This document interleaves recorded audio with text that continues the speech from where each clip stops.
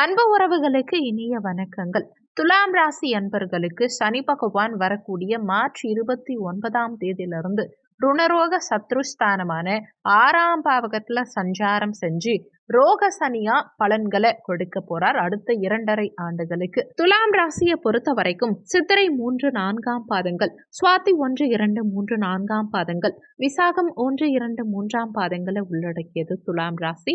துலாம் ராசிக்கு அதிபதி சுக்கிர பகவான். வீடியோல சொல்லக்கூடிய பலன்கள் ஆண் பெண் இருப்பாளருக்கும் பொருந்தக்கூடிய பலன்கள். இந்த பதிவுல சனி பகவான் அடுத்த 2.5 ஆண்டுகளுக்கு உங்களுக்கு என்ன மாதிரியான பலன்களை கொடுக்க போறார், என்னென்ன தாக்கங்களை ஏற்படுத்த போறாருங்கிறத சுருக்கமா பார்க்க போறோம். கூடவே சனி பகவானுடைய தாக்கம் பெரிய அளவுல ஏற்படாம இருக்கவும், சனி பகவான் உங்களுக்கு கெடு பலன்கள் கொடுக்காம இருக்கவும், சுப பலன்கள் கொடுக்கவும் என்ன மாதிரியான பரிகாரங்களை ஃபாலோ பண்ணலாங்கிறத தெளிவா இந்த பதிவுல பார்க்க போறோம். கொஞ்சம் கூட வீடியோவை ஸ்கிப் பண்ணாம முழுமையா பார்க்க முயற்சி செய்யுங்க. வாங்க வீடியோக்குள்ள போலாம். முதல்ல சனி பெயர்ச்சியை நினைச்சு யாரும் கவலைப்பட வேண்டாம், பயப்பட வேண்டாம். ஏன்னா சனி பகவான் நிச்சயமா எல்லாருக்கும் கெடு பலன்களை கொடுத்துட மாட்டார். உலகத்துல எத்தனையோ கோடிக்கணக்கில் உங்க ராசிக்காரங்களே இருப்பாங்க. ஆனா வாழ்க்கையில எல்லாருக்கும் எல்லா விஷயங்களும் ஒரே மாதிரி நடக்கிறது இல்லை இல்லையா?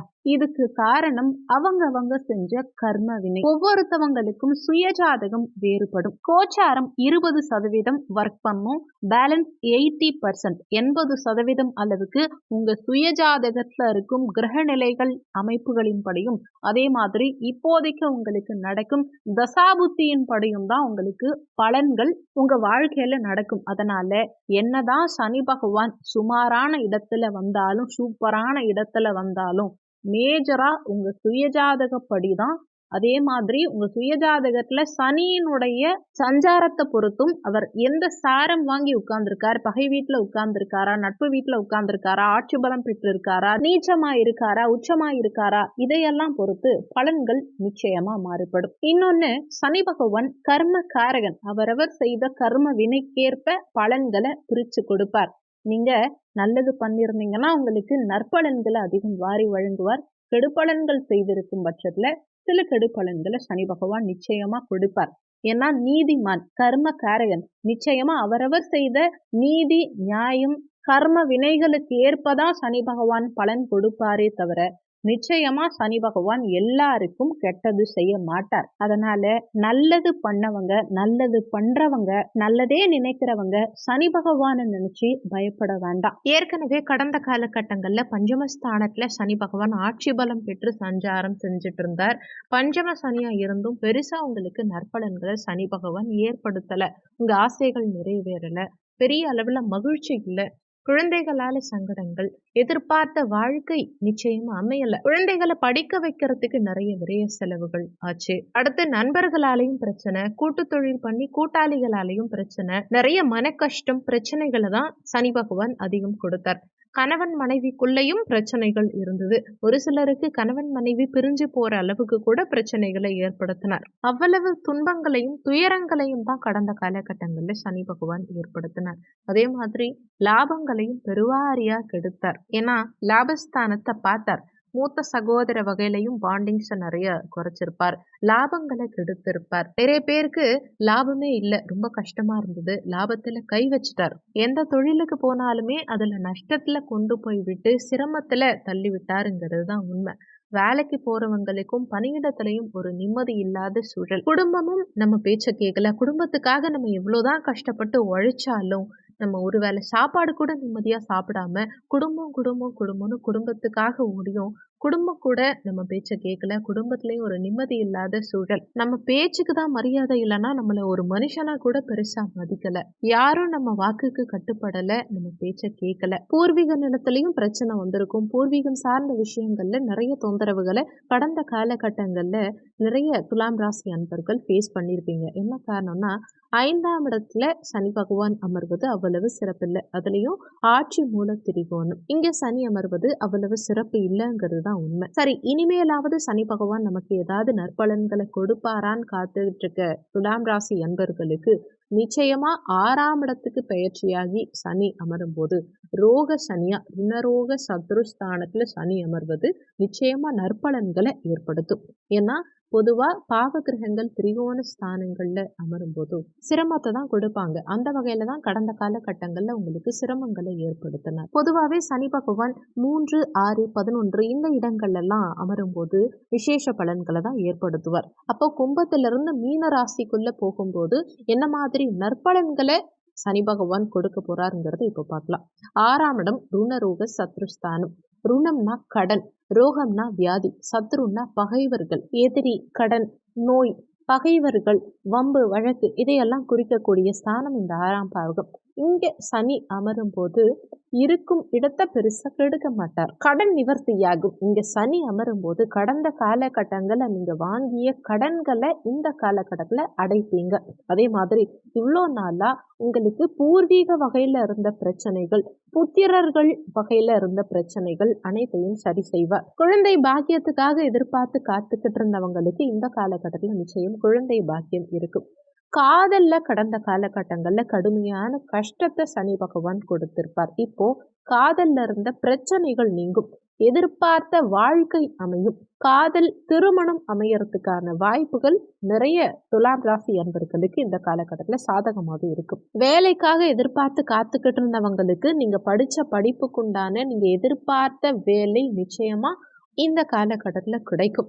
எதிரிகளுடைய தொல்லை இந்த காலகட்டத்தில் நீங்கும். எதிரிகளை வெல்லக்கூடிய அமைப்பு இந்த காலகட்டத்தில் சிறப்பாகவே இருக்கும். நிறைய துலாம் ராசி அன்பர்கள் இந்த காலகட்டத்தில் வெளிநாடு சென்று வேலை பார்ப்பீங்க. சனி பகவான் இப்போ போகிறது நீர் ராசிக்குள்ள போறார். 6ஆம் இடம்ங்கிறது வேலை ஸ்தானம். வேலைக்கு காரகத்துவம் வைக்கக்கூடியவர் இந்த சனி பகவான். இவர் இந்த வேலை ஸ்தானத்துக்கு போகும்போது கடல் கடந்து பயணம் பண்ணக்கூடிய அமைப்பு நிறைய துலாம் ராசி அன்பர்களுக்கு இந்த காலகட்டத்தில் சாதகமாக இருக்கும்.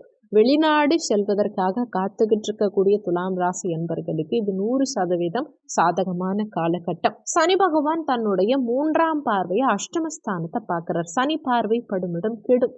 8ஆம் இடம்ங்கிறது வலிவேதனைகளை கொடுக்கக்கூடிய ஸ்தானம், ஆயுள் ஸ்தானம், திடீர் அதிர்ஷ்டத்தை குறிக்கக்கூடிய ஸ்தானமும் இந்த 8ஆம் பாவகம் தான். சனி பகவான் இந்த அஷ்டமஸ்தானத்தை பார்க்கும்போது ஒரு சிலருக்கு சின்னதா உயிர் பயத்தை காட்டிடுவார்.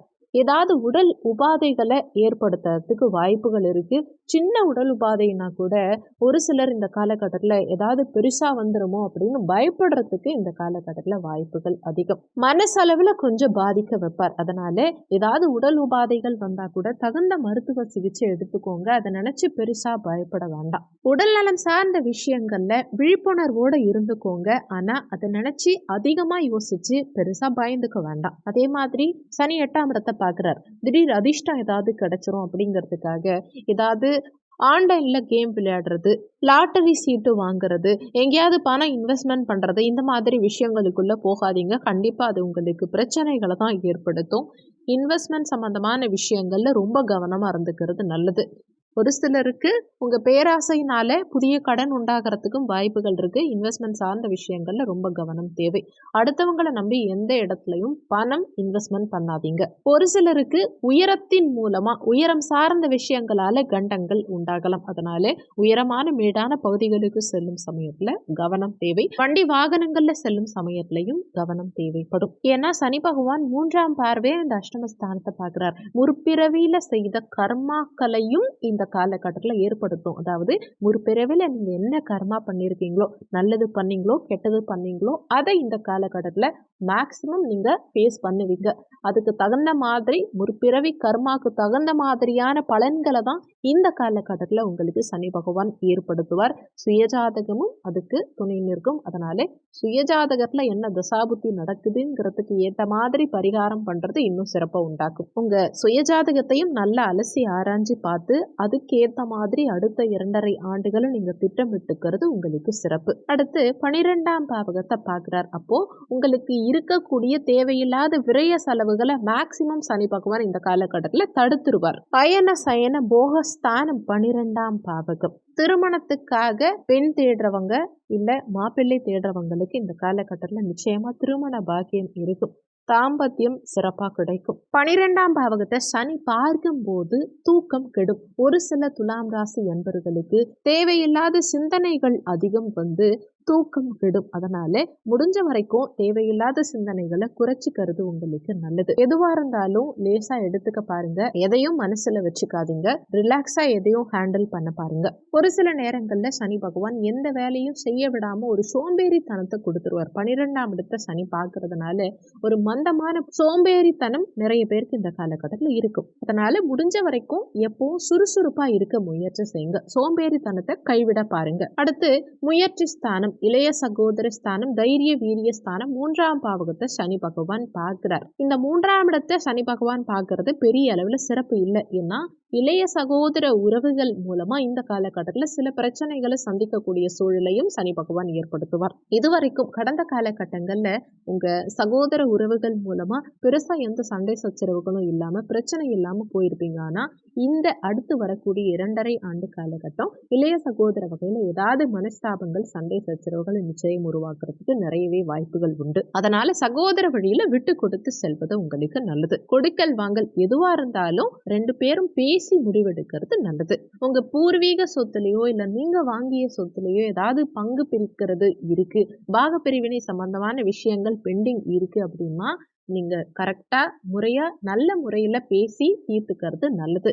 ஏன்னா இந்த 2.5 ஆண்டு காலம் உங்களுக்கு சகோதர உறவுகள்ல கசப்ப கொடுக்கறதுக்கு உண்டான வாய்ப்புகள் உண்டு. அதனால தேவையில்லாம அண்ணன் தம்பி சம்பந்தமான விஷயங்கள்ல பிரச்சனைகள்ல சிக்கிக்காதீங்க. அரசியல்ல இருக்கவங்க மக்கள் தொடர்பு சார்ந்த விஷயங்கள்ல கொஞ்சம் கவனமா இருந்துக்கிறது உங்களுக்கு நல்லது. ஏன்னா 3ஆம் இடம் நேரடியா மக்கள் தொடர்பை குறிக்கும். மக்கள் கிட்ட நேரடியா நெருக்கமா பழகுனீங்கன்னா அரசியல்வாதிகளுக்கு, துலாம் ராசியில இருக்கக்கூடிய அரசியல்வாதிகளுக்கு நல்ல ஒரு முன்னேற்றத்தையும் வெற்றியையும் கொடுக்கும். ஆனா பேச்சுல ரொம்ப கவனமா இருக்கணும். மக்கள் தொடர்பு சம்பந்தப்பட்ட தொழில இருக்கக்கூடிய அனைத்து துலாம் ராசி அன்பர்களும் அவங்களுக்கு தேவையான, மக்களுக்கு தேவையான அனைத்து விஷயங்களையும் கரெக்டா செஞ்சு கொடுக்கறது உங்களுக்கு நல்ல முன்னேற்றத்தை நிச்சயமா ஏற்படுத்தி கொடுக்கும். ஏதாவது வில்லங்கம் பண்ணீங்கன்னா உங்களுக்கே எதிராக திரும்பலாம். குறிப்பா நீங்க யாரா இருந்தாலும் சரி, என்ன ஒர்க் பண்றவங்களா இருந்தாலும் சரி, பிசினஸ் பண்றவங்களா இருந்தாலும் சரி, மற்றவங்க விஷயத்துல தலையிடாதீங்க. தேவையில்லாத விஷயங்களுக்குள்ள தலையிட்டா உங்களுக்கு பிரச்சனைகள் உண்டாகும். தொழில் செய்யறவங்க உங்களுக்கு கீழ் பணிபுரிபவர்கள் கிட்ட கொஞ்சம் விட்டு கொடுத்து செல்வதும் அவங்கள தட்டி கொடுத்து வேலை வாங்குறதும் உங்களுக்கு நல்லது. தேவையில்லாத பிரச்சனைகளை வளர்த்துக்க வேண்டாம். அவங்க கிட்ட அதிகமா பிரஷர் கொடுக்காம தட்டி கொடுத்து வேலை வாங்குனீங்கனாலே அவங்க உங்களுக்கு சப்போர்ட்டிவா இருந்து நல்ல முன்னேற்றத்தை நிச்சயமா கொடுப்பாங்க. இந்த 2.5 ஆண்டு காலகட்டத்தை துலாம் ராசி என்பர்கள் கரெக்டா பயன்படுத்திக்க பாருங்க. ஏன்னா இந்த 2.5 ஆண்டு கழிச்சு அடுத்து 7ஆம் இடத்துல கண்டக சனியா போக போறார். அதுக்கப்புறமா அஷ்டமத்து சனியா போக போறார். அடுத்த 5 ஆண்டு காலம் உங்களுக்கு ரொம்பவே டஃபா தான் போகும். அதனால வரக்கூடிய இந்த 2.5 ஆண்டுகளை முறையா நீங்க பயன்படுத்திக்கிட்டீங்கன்னா வாழ்க்கையில மிகப்பெரிய முன்னேற்றத்தை கண்டிப்பா அடைய முடியும்.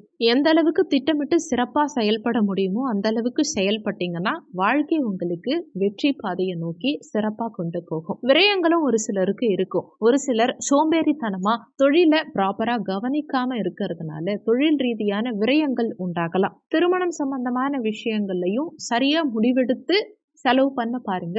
திருமணத்துக்காக அதிகமா கடன் வாங்கி செலவு பண்றது, இல்ல வச்சிருக்க சேமிப்பு முழுசையும் உங்க திருமணத்துக்காக செலவு பண்றது, அந்த மாதிரி விஷயங்களுக்குள்ள போக வேண்டாம். முடிஞ்ச வரைக்கும் ஏதாவது இன்வெஸ்ட்மெண்ட், ப்ராப்பர் இன்வெஸ்ட்மெண்ட் பண்ணிக்கோங்க. சேஃபான இன்வெஸ்ட்மெண்ட் பண்ணுங்க. அதிக செலவுகளை தவிர்த்துக்கிறது நல்லது. கண்டிப்பா நீர் ராசியில ருணரோக சத்ருஸ்தானம் 6ஆம் பாவகத்துல சனி பகவான் செல்லும் போது மிகப்பெரிய யோகத்தை தர காத்திருக்கார். அந்த யோகத்தை சரியா பயன்படுத்திக்கிறது நிச்சயம் உங்க கையில தான் இருக்குங்கிறத மனசுல வச்சுக்கோங்க. கவனக்குறைவா ஒரு விஷயத்துல ஈடுபட்டீங்கன்னா அந்த விஷயம் உங்களுக்கு பிரச்சனைகளை ஏற்படுத்தும். அதனால கவனமா திட்டமிட்டு எந்த விஷயத்திலையும் செயல்பட்டா நிச்சயம் முன்னேற்றம் இருக்கும். சனிக்கிழமை தோறும் ஒவ்வொரு சனிக்கிழமை அன்னைக்கும் கருப்பு நிற ஆடை அணிந்து, கருப்பு நிற வஸ்திரம் அணிந்து, காலணி இல்லாம, அதாவது செருப்பு இல்லாம அருகில் இருக்கக்கூடிய சிவாலயம் சென்று சனி பகவானுக்கு ஏல் தீபம் ஏற்றி வழிபாடு செய்யுங்க.